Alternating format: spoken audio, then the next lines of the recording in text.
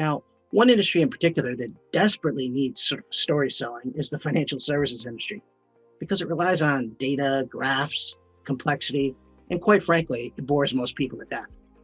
If you're in the business of sales and persuasion, you can't persuade people by boring them to death, which is unfortunately what many financial advisors do. And I know that from experience. That's what we've been trained to do. Show people historical performance, earnings and growth, data, spreadsheets, projections. You get the idea. This just put clients to sleep. And some of them will buy just to get you to stop talking out of sympathy. Now, that's not the way to sell or persuade. The good news is there's a better way. You already know how to do it. Chances are, though, that you don't do it in a planned, targeted way. And that's what we're going to discuss. Now, I hate long, boring speeches. The bad news is I don't mind giving them. No, just kidding. You're going to find this interesting and highly valuable. Now, as I look out at this group that's attending, it looks like a fairly senior group with a good mix of experience and skill. And here's a question. How many of you have ever tried to explain what you do for a living to your family? Do you know what I'm saying? I don't know about you, but over the years, I've tried to explain what I do with some clarity and precision, and it's not easy.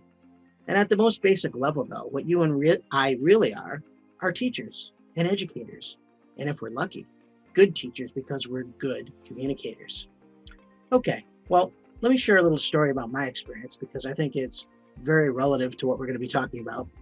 My mother and father, just a little bit of some background here. My mother and father were born in Western Massachusetts, okay, which is just 2 hours west of Boston. They know each other through elementary school, they dated through high school, and my father went to American International College. He started and ran a conference and events business during college, and honestly, he just barely graduated. And he liked girls and going out a lot more than he liked studying. He became a hockey coach and an insurance salesperson when he graduated. And my mom worked in a tobacco field to earn money for college. She was also a teacher, a real estate agent, and sold health insurance. They both came from very, very poor homes. I mean, very poor homes. Home was not a friendly place for either of them since there was a lot of alcoholism by family members on both sides of the family. Now, my dad ultimately went into the life insurance business and then later on added investments to his area of focus. He spent decades selling business insurance and personal insurance and investing in real estate. He was successful and he owned nice luxury cars and homes, but surprisingly, he seemed to be always broke and owing money to someone, including the IRS. And that was the downside of being in a commission-only business. He would buy lots of fancy things and spend a lot more than he made. He also survived a few divorces and bad relationships as well. But here's what happened financially. When my dad retired, he said, "Listen, Scott, would you mind sitting down with me and explaining what I should do with my retirement? I need to figure out what to do to get income during my retirement years." So I said, "Sure, that's not a problem." And I'm sitting there going, wow, he was a business owner and this wasn't a time where you can make a ton of money in insurance. And I wondered if he was really going to have enough to make it.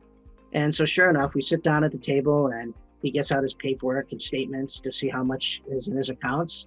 And I open up this file and I take a step back for a minute and say, wow, that's unbelievable, because even though he liked buying nice cars and boats and we lived a relatively modest lifestyle. And I just got to tell you. So I go into this and I see this lump sum of money that surprises me.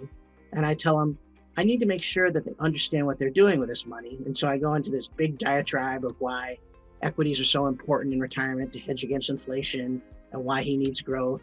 And I get a couple of charts out, and this look my dad has given me is like, what are you talking about?